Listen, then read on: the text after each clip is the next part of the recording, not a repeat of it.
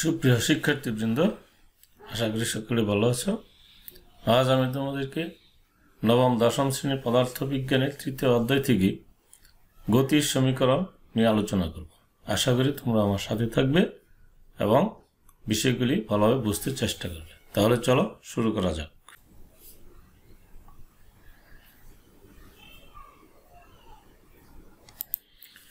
শিক্ষার্থীবৃন্দ, তোমরা দেখতে পাচ্ছ কয়েকটি সমীকরণ এখানে লেখা রয়েছে।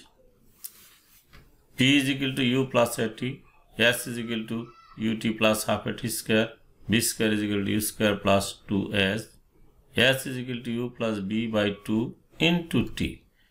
এখানে কোন প্রতীক দ্বারা কি বোঝানো হয় তা আমি লিখে দিয়েছি।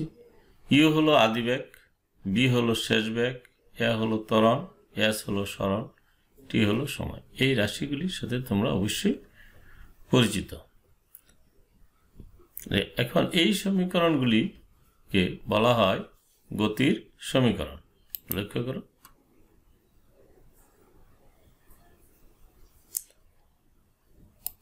উপরোক্ত চারটি সমীকরণ দ্বারা কোনো গতিশীল বস্তুর গতি সংক্রান্ত বিষয় সমাধান করা যায়, তাই এই সমীকরণগুলিকে গতির সমীকরণ বলে। বস্তু যখন সুষম ত্বরণে সরলরেখা গতিশীল হয় তখনই কেবল এই সমীকরণগুলো প্রযোজ্য হয়। তাহলে চলো আমরা প্রথম সমীকরণের প্রতিপাদনটা করে নিই।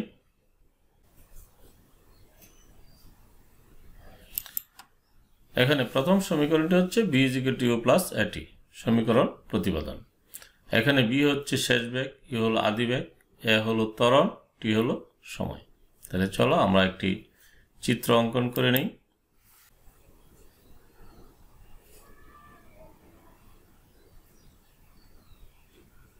মনে করি একটি বস্তুর আদি বেগ ছিল u, বস্তুটি a সুষম ত্বরণে চলে t সময় পর b শেষ বেগ লাভ করে। তাহলে আমরা বলতে পারি বেগের পরিবর্তনটা কত হয়েছে। t সময়ে বেগের পরিবর্তন হচ্ছে b - u। তাহলে একক সময়ে বেগের পরিবর্তন হচ্ছে b - u বাই t। তাহলে একক সময়ে বেগের পরিবর্তনকে আমরা বলি কি? ত্বরণ। তাহলে চলো আমরা লিখে নিই। মনে করি একটি বস্তুর আদি বেগ ছিল u, বস্তুটি সুষম ত্বরণে চলে t সময় পর শেষ বেগ b লাভ করে। তাহলে t সময়ে বেগের পরিবর্তন হচ্ছে b - u। তাহলে একক সময়ে বেগের পরিবর্তন b - u বাই t। সুতরাং আমরা ত্বরণের সংজ্ঞা অনুযায়ী লিখতে পারি a সমান b - u বাই t। এখন যদি এটাকে আমরা আর গুণন করি তাহলে দাঁড়ায় কি? b - u = at। তাহলে b = uটাকে আমরা যদি ডান পাশে নিয়ে আসি তাহলে b = u plus at। তাহলে আমাদের গতির সমীকরণটি প্রতিপাদন হয়ে গেল। এবার চলো এখান থেকে একটু ব্যাখ্যা করে দেখি কি আসে। আমরা পেয়েছি b = u plus at। এখন যদি বস্তুটি স্থির অবস্থান থেকে যাত্রা করে থাকে তাহলে আদি বেগটা হবে কি? 0। এই ক্ষেত্রে গতির সমীকরণটা কি দাঁড়াবে? আমরা যদি লিখে নিই b = u স্থলে আমরা লিখে নিলাম 0 plus at। তাহলে b = at। এখন আমরা জানি a কি? এটা একটা ধ্রুবক। কারণ ধ্রুবক কাকে বলে? যে রাশির উপর গাণিতিক ক্রিয়ার ফলে মানের কোনো পরিবর্তন হয় না, অর্থাৎ স্থির থাকে, সেটাকে বলা হয় ধ্রুবক। ত্বরণ একটি ধ্রুবক রাশি, কারণ ত্বরণ হচ্ছে প্রত্যেক সেকেন্ডে সমান সমান করে বেগ বৃদ্ধি পায়। যেহেতু প্রত্যেক সেকেন্ডে সমান সমান করে বেগ বৃদ্ধি পায়, এই জন্য এটাকে বলা যায় কি? ধ্রুবক। কাজে আমরা লিখতে পারি a সমান ধ্রুবক। তাহলে আমরা এই সমান এবং ধ্রুবক চিহ্ন উঠে আমরা সমানুপাতিক চিহ্ন বসাইতে পারি। তাহলে আমরা পেলাম কি? b সমানুপাতিক t, অর্থাৎ বেগ সময়ের সমানুপাতিক। তাহলে আমরা বলতে পারি কি? স্থির অবস্থান থেকে গতিশীল কোনো বস্তুর নির্দিষ্ট সময়ে প্রাপ্ত বেগ ওই সময়ের সমানুপাতিক। অর্থাৎ বেগ যদি বৃদ্ধি পায়, সময় যত বেশি হবে বেগ তত বাড়বে, সময় যত কম বেগ তত কম হবে যদি বস্তুটি সুষম ত্বরণে গতিশীল হয়। তাহলে আমরা লিখতে পারি কোনো স্থির অবস্থান থেকে সুষম ত্বরণে গতিশীল কোনো বস্তু নির্দিষ্ট সময়ে প্রাপ্ত বেগ ওই সময়ের সমানুপাতিক।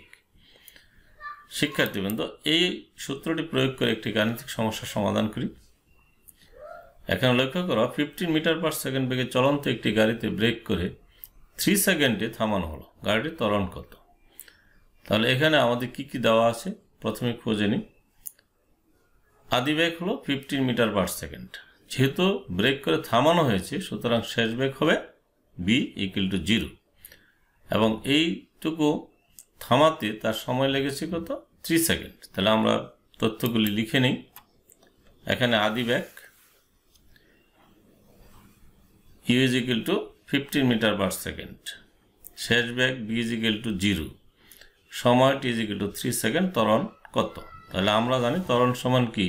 শেষ বেগ বিয়োগ আদি বেগ বাই সময়। এখন যদি আমরা মানগুলি বসিয়ে ক্যালকুলেশন করি তাহলে দাঁড়ায় কি? -5 মিটার পার সেকেন্ড স্কয়ার, কারণ আমরা জানি ত্বরণের একক হচ্ছে মিটার পার সেকেন্ড স্কয়ার। তাহলে আমরা পেয়ে গেলাম গাড়িটির ত্বরণ কত? -5 মিটার পার সেকেন্ড স্কয়ার, অর্থাৎ গাড়িটির মন্দন হয়েছে। তাহলে শিক্ষার্থীরা এবার চলো আরেকটি সূত্রে প্রতিপাদন করি। s = u + b/2 × t। এখন একটু চিত্রের সাহায্যে লক্ষ্য করো। পূর্বের কথাগুলি লিখব। আমরা মনে করি একটি বস্তুর আদি বেগ ছিল u, বস্তুটি সুষম ত্বরণে চলে t সময় পর শেষ বেগ b লাভ করে, এবং এই উক্ত সময় অর্থাৎ t সময় পর t সময়ে বস্তুর সরণ হচ্ছে s। আমরা লিখে নিই।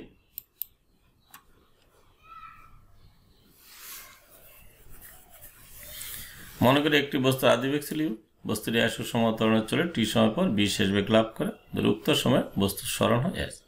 তাহলে এই ক্ষেত্রে আমরা গড় বেগ লিখতে পারি। গড় বেগ সমান কি? তার মোট সময় লেগেছে t সেকেন্ড আর সরণ হলো s। তাহলে আমরা জানি গড় বেগ হলো দূরত্ব বাই সময়, s/t।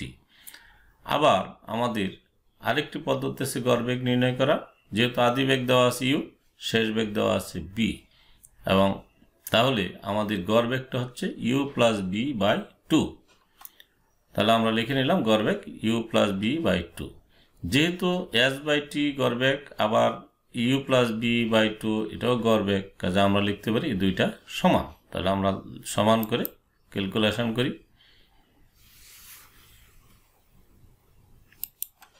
s/t = u + b/2। এখন যদি আমরা t দ্বারা উভয় পক্ষকে গুণ করে দিই তাহলে দ্বারা কি? s = u + b/2 × t। দেখো এই সমীকরণটি আমাদের প্রতিপাদন হয়ে গেল। শিক্ষার্থীবৃন্দ, এবার আমরা আরেকটি সূত্র প্রতিপাদন করব। সূত্রটি হচ্ছে s = ut + ½ t²। আমরা পূর্বে যে দুইটি সূত্র প্রতিপাদন করেছি সেই দুইটি আমরা লিখে নিই।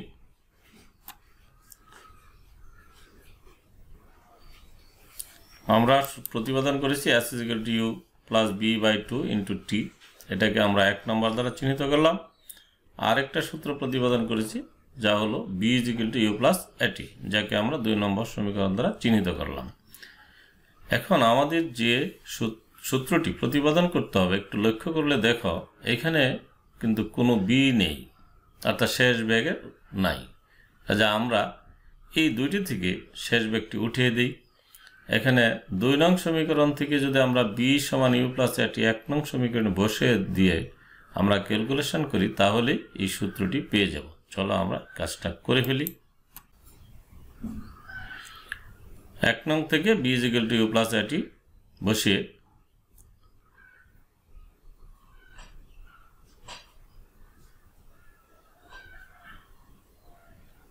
আমরা পেলাম কি?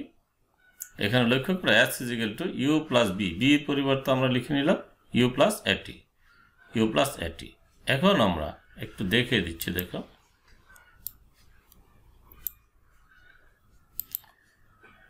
এই যে দেখো 2 নং সমীকরণে আছে b = u + at, এইটুকু আমরা বসিয়ে নিলাম 1 নম্বরে এই b এর পরিবর্তে এখানে আমরা লিখে নিলাম b = u + at। এখন আমরা যদি এই t দ্বারা উভয়টাকে গুণ করি এবং উপরে যোগ করে ফেলি u + u = 2u, আর এই t দ্বারা গুণ করলে 2ut, আর at² at কে আবার t দ্বারা গুণ করলে at² / 2।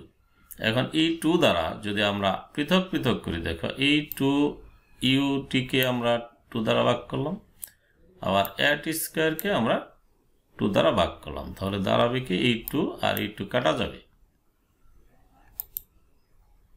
এই 2 আর এই 2 কাটা গেল, তাহলে থাকবে কি ইউটি প্লাস এই 1/2কে আমরা হাফ আকারে লিখতে পারি, হাফ টি স্কোয়ার। তাহলে আমরা পেয়ে গেলাম s = ইউটি প্লাস হাফ টি স্কোয়ার। শিক্ষার্থীবৃন্দ, এবার চলো এ থেকে আরও কিছু সিদ্ধান্তে আমরা উপনীত হতে পারি। যদি বস্তুটি স্থির অবস্থান থেকে যাত্রা শুরু করে তাহলে আমরা বলতে পারি u = 0। এই ক্ষেত্রে সমীকরণটি কি দাঁড়ায়? আমরা ইউর পরিবর্তে যদি 0 বসিয়ে দিই, 0 × t প্লাস হাফ টি স্কোয়ার। এখন 0 এবং t গুণ করলে 0, তাহলে s = কত দাঁড়ালো? হাফ টি স্কোয়ার। এখন আমরা জানি এ একটি ধ্রুব সংখ্যা এবং হাফ একটি ধ্রুব সংখ্যা, কাজে আমরা লিখতে পারি হাফ একটি ধ্রুব সংখ্যা, তাহলে s = ধ্রুবক × টি স্কোয়ার। এখন আমরা ধ্রুবক এবং সমান চিহ্ন উঠে আমরা সমানুপাতিক চিহ্ন বসিয়ে দিতে পারি, তাহলে s সমানুপাতিক টি স্কোয়ার। অর্থাৎ যদি বস্তুটি স্থির অবস্থান থেকে যাত্রা করে তাহলে তার নির্দিষ্ট সময়ের সরণ উক্ত সময়ের বর্গের সমানুপাতিক। আমরা লিখতে পারি যে স্থির অবস্থান থেকে গতিশীল কোনো বস্তুর নির্দিষ্ট সময়ে সরণ তার সময়ের বর্গের সমানুপাতিক। আমরা লিখে নিতে পারি স্থির অবস্থান থেকে সুষম ত্বরণে গতিশীল কোনো বস্তু নির্দিষ্ট সময়ে অতিক্রান্ত দূরত্ব ওই সময়ের বর্গের সমানুপাতিক। শিক্ষার্থীবৃন্দ, এবার চলো আরেকটি সূত্রের প্রতিপাদন করি। b² = u² plus 2s। এখানে এই সূত্রটিতে দেখো, লক্ষ্য করো টি নাই, অর্থাৎ সময়ের উল্লেখ নেই। আমরা এখন টি ব্যতীত সমীকরণটি আমরা বের করব। চলো আমরা পূর্বের যে দুইটি সূত্র প্রতিপাদন করেছি আমরা লিখে নিই। s = u plus b/2 × t, যাকে 1 নম্বর সমীকরণ দ্বারা চিহ্নিত করা হলো। আবার আরেকটা সূত্র প্রতিপাদন করেছি b = u প্লাস t। এখন এই দুইটি সমীকরণ থেকে আমাদের কোনটি উঠাইতে হবে? টিকে উঠাই দিতে হবে। তাহলে আমরা 2 নং সমীকরণ থেকে টি এর মানটা বের করে নিই। চলো, এখানে লক্ষ্য করো u প্লাস t = b সমীকরণটিকে উল্টিয়ে লিখলাম। এখন আমরা টি রেখে ইউটাকে ডান পাশে নিয়ে আসলাম। তা এখন আমাদের টি রেখে এ দ্বারা ভাগ দিলাম, তাহলে টি সমান কত দাঁড়ালো? b - u/a। এখন 1 নং সমীকরণে যদি আমরা টির মানটা বসায় দিই তাহলে কি দাঁড়াবে? দেখো, s = দাঁড়াবে ub plus u/2 × b - u/a। এখন আমরা উপরে যদি গুণ করে আমরা উপরে সূত্র বসিয়ে দিতে পারি a plus b × a - b, অর্থাৎ a² - b²। তাহলে এই ক্ষেত্রে দাঁড়াবে b² - u²। আর নিচে যদি গুণ করি 2 × a 2a। এখন আর গুণন করলে আমাদের কি দাঁড়া? b² - u² = 2s। এখন আমরা এই b²টা রেখে u²টাকে আমরা ডান পাশে যদি নিয়ে যাই তাহলে কি দাঁড়াবে? b² = u² plus 2s। তাহলে আমাদের এই সূত্রটি প্রতিপাদন হয়ে গেল। শিক্ষার্থীবৃন্দ, এবার চলো পরবর্তী অংশে। এবার যে সূত্রগুলি আমরা প্রতিপাদন করেছি সেই সূত্রগুলির প্রয়োগে আমরা কিছু গাণিতিক সমস্যার সমাধান করি। এখানে দেখো 72 কিলোমিটার/আওয়ার বেগে চলন্ত একটি বাস 10 সেকেন্ডে 30 মিটার/সেকেন্ড বেগ লাভ করে। বাসটির ত্বরণ কত? উক্ত সময়ে বাসটি কত দূরত্ব অতিক্রম করবে? এখানে আমরা এই সমাধানটা কিভাবে করতে পারি? দেখো, আমরা জানি বেগের একক হচ্ছে মিটার/সেকেন্ড, কিন্তু এখানে দেওয়া আছে কিলোমিটার/ঘন্টা। এখন এটাকে আমাদের মিটার/সেকেন্ডে রূপান্তর করতে হবে। এখন 10 সেকেন্ড পর সময় দেওয়া আছে 10 সেকেন্ড, তার শেষ বেগ কত? 30 মিটার/সেকেন্ড। এটা মিটার/সেকেন্ডে দেওয়াই আছে। তাহলে চলো আমরা প্রথম আদি বেগটাকে মিটার/সেকেন্ডে রূপান্তর করি। এখানে আদি বেগ u =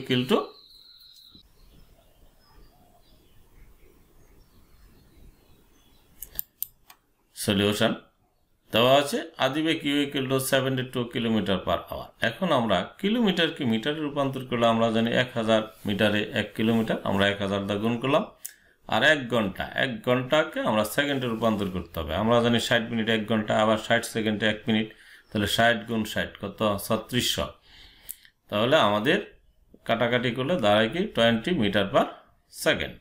আমাদের আদি বেগ পেয়ে গেলাম। শেষ বেগ দেওয়া আছে 30 মিটার পার সেকেন্ড। শেষ বেগ b = 30 মিটার পার সেকেন্ড। আর সময় দেওয়া আছে t = 10 সেকেন্ড। তাহলে এখানে আমাদের ত্বরণ কত? তাহলে ত্বরণ কত এবং সরণ s সমান কত? প্রথমে আমরা ত্বরণ বের করে নিই। ত্বরণ আমরা জানি ত্বরণ = b - u/t, অর্থাৎ শেষ বেগ বিয়োগ আদি বেগ বাই সময়। আমরা যদি এখন ক্যালকুলেশন করি তাহলে দাঁড়া কত? 1। তাহলে ত্বরণ এককটা কি হবে? Metre per second square. সুতরাং আমরা ত্বরণ পেয়ে গেলাম 1 মিটার পার সেকেন্ড স্কয়ার। এবার আমাদের s বের করতে হবে। তাহলে s সমান কি? আমরা জানি ut + হাফ at স্কয়ার সরণ। আমরা এখন যদি মানগুলি বসিয়ে দিই, u হচ্ছে 20, t হচ্ছে 10, হাফ, এর মান হচ্ছে 1 আর t 10 স্কয়ার। আমরা এখন ক্যালকুলেশন করলে পাচ্ছি কত? 250 মিটার। তাহলে অতিক্রান্ত দূরত্ব হচ্ছে 250 মিটার। তাহলে আমাদের সমাধান পেয়ে গেলাম, ত্বরণ পেয়ে গেলাম এবং অতিক্রান্ত দূরত্ব পেয়ে গেলাম। শিক্ষার্থীবৃন্দ, এবার চলো আরেকটি গাণিতিক সমস্যার সমাধান করি। এবার দেওয়া আছে 36 কিলোমিটার পার আওয়ার বেগে চলন্ত বাসের চালক 27 মিটার দূরে রাস্তায় দাঁড়ানো একটি শিশুকে দেখতে পেয়ে বাসে ব্রেক করে 5 সেকেন্ডে বাসটিকে থামিয়ে দেয়। বাসের ত্বরণ নির্ণয় করো। চালক শিশুটিকে বাঁচাতে পেরেছিল কিনা গাণিতিক যুক্তি দাও। এটি সুন্দর প্রশ্ন। একটি বাস ড্রাইভার, বাসটি চলছে কত? 36 কিলোমিটার পার আওয়ার বেগে। এখন 27 মিটার দূরে একটি বালককে দাঁড়াতে দেখল। সে বালককে বাঁচানোর উদ্দেশ্যে ব্রেক করলো এবং 5 সেকেন্ডে বাসটিকে থামিয়ে দেয়।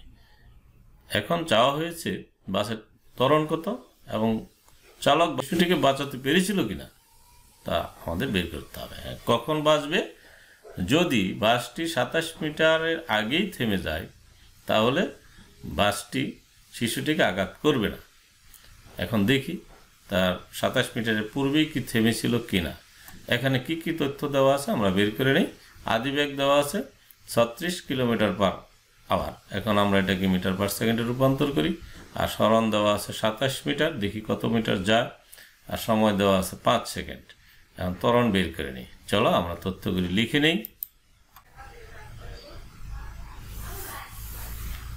এখানে গাড়ি আদি বেগ 36 কিলোমিটার পার আওয়ার, এটাকে আমরা মিটার পার সেকেন্ডে রূপান্তর করলাম।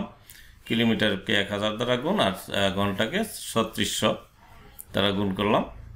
আমাদের শেষ বেগ দেওয়া আছে 0, সময় দেওয়া আছে 5 সেকেন্ড। ত্বরণ কত? আমরা জানি ত্বরণ = শেষ বেগ বিয়োগ আদি বেগ বাই সময়। এখন যদি আমরা মান বসে ক্যালকুলেশন করি তাহলে দাঁড়ালো কত?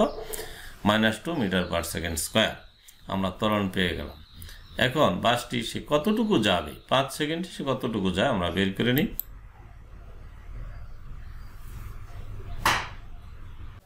এখানে আমরা বাসের অতিক্রান্ত দূরত্ব কত তা বের করি। s = ut + half at square. এই সূত্রের সাহায্যে আমরা কতটুকু সরণ হয়েছে তা আমরা বের করতে পারি। এখন আমরা চলো মানগুলি বসিয়ে দিই। u = 10 metre per second, t সমান হচ্ছে 5 আর a সমান হচ্ছে -2। আমরা মান বসে ক্যালকুলেশন করলাম, দেখলাম যে তার গাড়িটি 25 মিটার পর্যন্ত গিয়ে থেমে গেছে। বালকটি ছিল 27 মিটার দূরে, বাসটি থেমে গেছে 25 মিটার দূরে। কাজেই আরও 2 মিটার তাদের মধ্যে ব্যবধান রয়ে গেছে। সুতরাং বাসটি বালকটিকে আঘাত করে নাই। তাহলে চালক বাসটিকে অর্থাৎ শিশুটিকে বাঁচাতে পেরেছিল।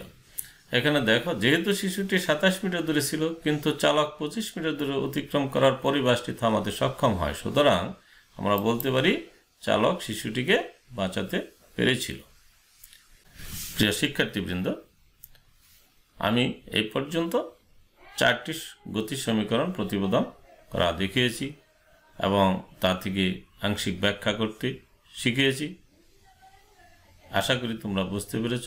এই সূত্রগুলি প্রয়োগ করে কীভাবে গাণিতিক সমস্যার সমাধান করা যায় তারও কয়েকটি উদাহরণ দেখিয়েছি। তোমরা এই বিষয়গুলি ভালোভাবে শিখে নেবে এবং কিছুদিন পর পর সেগুলো অনুশীলন করবে। তাহলেই তোমাদের পদার্থবিজ্ঞান পড়তে এবং বুঝতে কিছুটা হলেও সহজ হবে। তাহলে আজকে এই পর্যন্তই। খোদা হাফেজ।